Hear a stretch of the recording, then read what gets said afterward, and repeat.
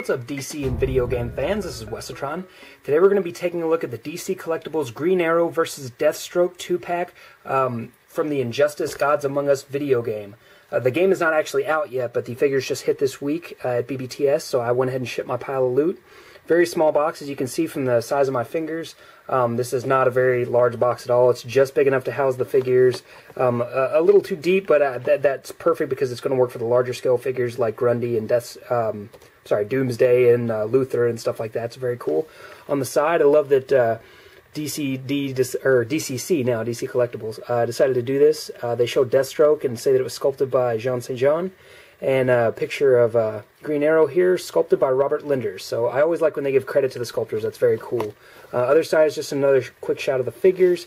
And on the back, there's cross cells for the other figures. Doesn't say their names, but obviously you can figure out what's going on. At the top, we've got a little bit of the bio. So you can see it's just information about the game. If anybody wants to read about that, you are welcome to. Down at the bottom, it's just got a little bit about the different production companies going into the game. So very cool. 2 figures to review, so that's it for packaging. Let's get them out and see what it's like. And here we have Deathstroke and Green Arrow out of packaging. And I've got them set up on their little diorama background, which is basically just the insert for the box.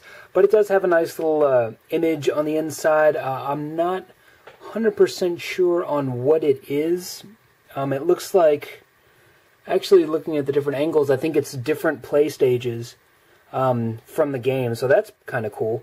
But it is just a cardboard insert, so you know, and it's the same in this pack as it is in the Wonder Woman and Grundy pack.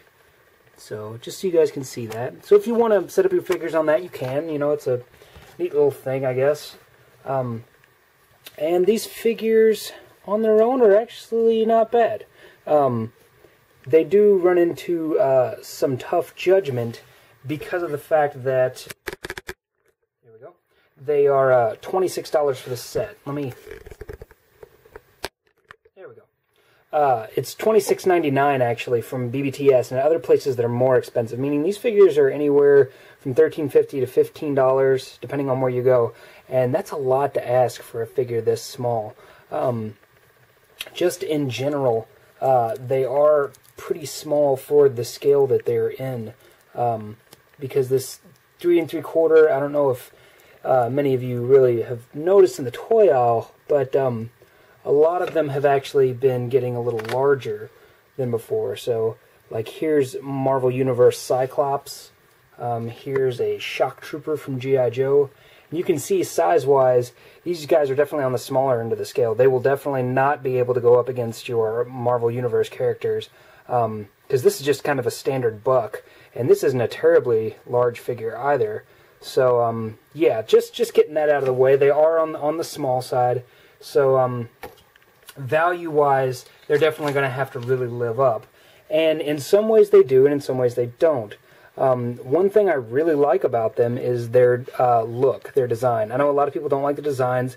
I actually think they're pretty cool. One of the reasons that I wanted to collect this line is because of having sort of a different look for all of these popular DC characters, but still having it sort of uniform across the roster. So, as you can see, Green Arrow is actually pretty cool looking, or at least I think he is. He's got a quilted pattern on his hood, on his sleeve here. They've got nice deep sculpting lines everywhere. Pretty decent paint apps. There's some problems with the yellow, as there's almost always problems with yellow on action figures, you know, because they're so small. But you can see I got a little bit of goop in there inside my mask. Let me see if I can adjust this light a little. There we go. Help out just a little bit. Yeah, there we go. So, nice on the arm guard there and everything. Very cool job, I think. He's got a little skirt here. It's got that quilting pattern. Lots of buckles and nice yellow paintwork there. I mean, for the scale, this is actually really, really solid. I mean, I'm very impressed with how good this actually came out. The plastic of the skin is actually molded in that plastic and then painted over, so it's a nice uniform look all the way across all of the skin parts, which is cool because if you try to start matching things, a lot of times it becomes problematic. His bow, you can see that, is a very rigid plastic, like very rigid. Like if you were to press this too hard, it would snap, which is not a problem. I mean, that's actually cool because, for one, these aren't designed for kids anyway, but for another, it means that it's not going to come warped in packaging, which is very cool. If you will look at that, that's very awesome right there. That's a real string. Very cool, and it's got some, actual pull to it, which is nice. And it does loop over the top here and the bottom, so if you did snap that string for whatever reason, you could replace it with like a fishing line or something like that. So that's pretty cool. They actually made it to where you could replace the string. Yeah, very cool. Nice compound bow. Diggable. It's symmetrical, so like there's no place to notch an arrow or anything, but I mean that's kind of how it is in the game, I suppose, since they're working off the renders. Interestingly enough, it's his right hand that it goes into, and he draws with his left hand, which would make him a left-handed archer, which I think is interesting. On the demo, you can actually swap which way your character's facing, so it may just be that they got the render of him on this side, so he's drawing that way. I don't know for sure, though. Maybe in the game he's supposed to be left-handed, but I do know that other Green Arrow figures have come right-handed, so... But yeah, very nice figure. I dig the look of him. He's got kind of the Robin Hood vibe going on, the modern... hooded look that he wears so often, if I can get him to stand for a second. So I dig him. Lots of yellow, lots of green, but like different shades of green, which is cool. Up next is Deathstroke, who is very cool. Also his rifle here, sort of M16-ish assault rifles. Got a ACOG up here on top. I believe this is an ACOG. Yeah, because the smaller one's an aim point. But yeah, like M16 style, big... I suppose that's supposed to be a silencer on the end, but it's got a huge barrel on the end, like a big hole for the bullet to go through, so I don't know about that. Nice little flashlight underneath. No paint on the gun, unfortunately, but it is very rigid as well. And I was just looking, and you see there's a hole right here in the back. That actually lines up with a hole on his, or a notch on his bandolier. So you can put that on his back, which is cool because he's not great at holding his weapon. The articulation is such that, and the hand shapes, that it's difficult for him to have a good-looking pose with it because it's such a large weapon. And anytime they have weapons with stocks, a lot of times it's difficult to get it like tucked under the person's arm because they don't move like humans really do. But yeah, very cool. I like that you can actually mount it on the back. That's cool. Unfortunately, his pistols are not removable, but. Anyway, let's get some close-ups. The problem I have with this guy's look is just that the orange is sort of goopy, and it's really only goopy when you're holding it up pretty close to your face. Like when you get it kind of far away on a shelf or whatever, it's brightly colored and it looks great. It's got a little sheen to it, but when you get really close and start inspecting it, it does come off a bit thick. And the problem with that, not just with the yellow-orange, but it's also the blue and the silver as well. As you look here, like on this side of the face, it's hiding some of that gray detail, and that's just not great for me. Somebody sculpted this, Jean St. Jean, in fact, to have a lot of really cool detail, and I feel like some of it's getting covered up by the paint. But, still awesome looking figure. They maintained his chainmail look. Instead of just starting at the midsection, it goes all the way up to his throat underneath his shoulder pads. Very cool. He's got a bandolier full of bullets here, and I'm glad that he actually came with his rifle because I hate it when characters have bandoliers and no guns. It's weird. But yeah, nice job here. I dig it. They've got like Batman style claws here, or whatever you want to call them, blades on the sides of his gauntlets and on his boots. So I thought that was interesting. Spikes on the boots as well. There are peg holes for these figures, and unfortunately, as I said, his pistols do not remove, but they are sculpted very nicely, and they seem to be in the right scale for a figure with these size hands, so that's cool. But yeah, very, very nice work from Jean St. John here. He did a really, really solid job with the texturing, the paneling for what looks like armor. Very, very nicely done. I will say that his right hand does not have a sculpted trigger finger. It's just a clasping hand, so as I was saying, the gun doesn't fit in great. Like, you can get it up to a point, but you're probably going to want to cut a trigger finger if you want it to hold on very well. His left hand is sculpted with a bit of a trigger finger, if you can see that, but it's not separated from the rest of the hand, and worse than that, if you can see, hopefully that can come through pretty clearly. This was all like a solid piece of black mass here, like there was just a ton of paint just gooped in there, and I started trying to like get some of it out with my fingernail, only to discover that this is actually orange plastic painted with black. So you can see the black's coming off there and the orange is coming through. So that's a huge bummer. If you got a lot of black paint in here, you may just want to let it go, or if you do cut it out, you may have to repaint. So that's a bit of a bummer. So still, great looking action figures. But at this point, you know, they're not quite living up to the, you know, $13.50 that I paid for them. So it really is going to come down to articulation. And there are definitely good things and things that worry me. The big thing that worries me is that the joints are sculpted with, you may not even be able to see this, but they are sculpted in a clear plastic. And that runs through the elbow joints, the ankle joints, the backs of the knees, the knee joints. You can see how that's very shiny there and shiny here. That's clear plastic.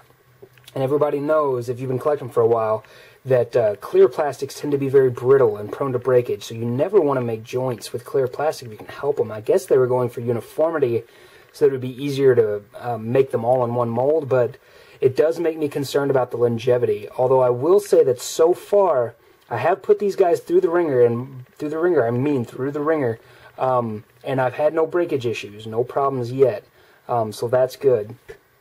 Now, when I say I put them through the ringer, it's because a lot of these joints actually came fused. The worst being his ankles.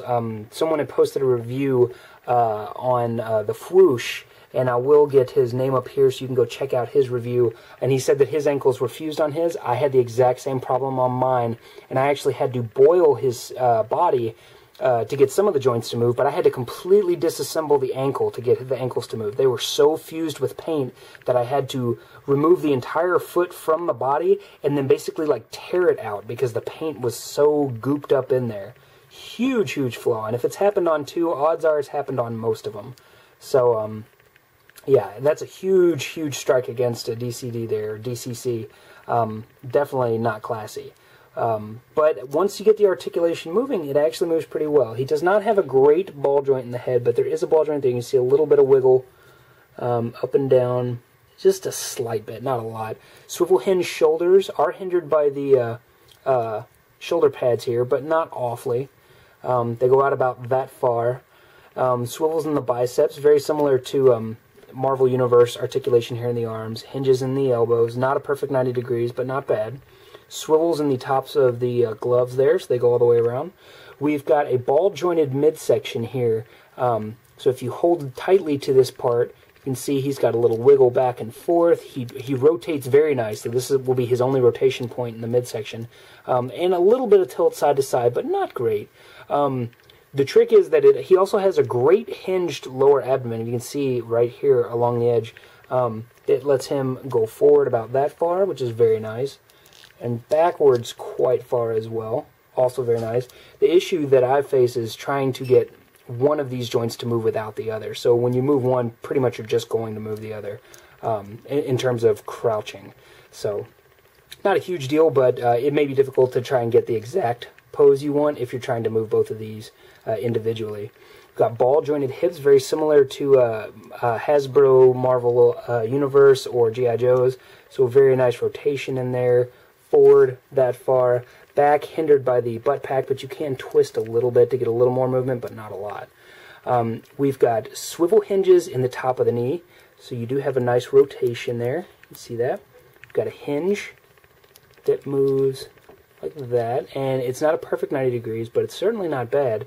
And then there's a hinge at the bottom of the knee to complete that motion and get a much nicer range. So that's very cool. I very much like that. It's not a perfect joint, but it's a neat idea to be exploring, and I'm always up for that. We've got swivels in the boot tops, which I really like because it helps add some balancing help for the ankles.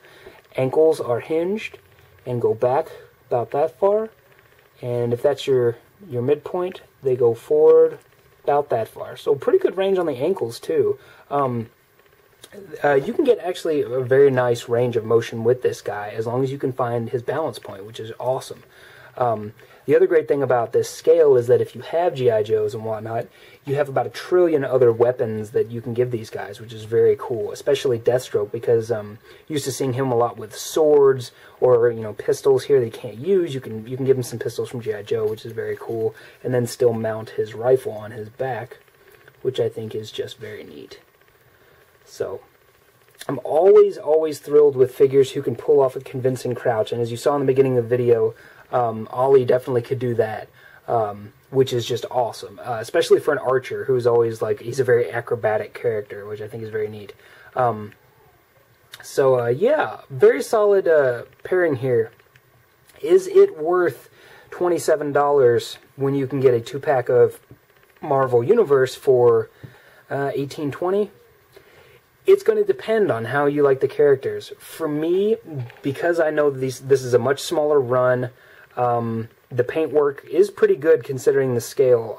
I would say better than Marvel Universe at this point. They do have a lot of detail, a lot of parts that they're never going to be able to reuse, so I understand the higher price. For me, I think it's fair. Staying at $27 is perfect for me.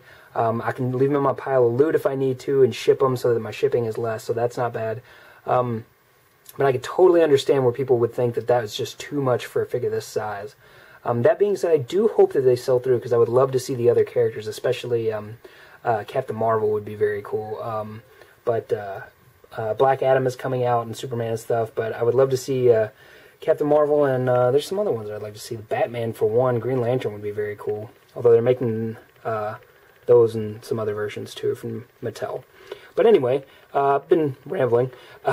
This figure set is pretty solid. You don't get a whole lot of bang for your buck, but if you are interested in having a 4-inch scale, or 375, excuse me, scale Green Arrow and Deathstroke, I highly recommend them. Definitely leagues above the DCIH, which granted were a lot cheaper, but were also a lot crappier. And as I said, I've pulled these guys apart. He had some issues too. His boots wouldn't turn, and his right hand and his right bicep would not turn. And I pulled them completely apart, reassembled. The joints move very fluidly now. But you know, you may have to do some work to get these to be exactly what you want. So especially on his ankles. But yeah, that's all I got. Thank you guys for tuning in. I really appreciate it. If you have any questions or comments, just throw them in the box below. I'd be glad to answer any questions about these guys. And that's it. Thanks a lot for showing up, and I'll talk to you later. Bye.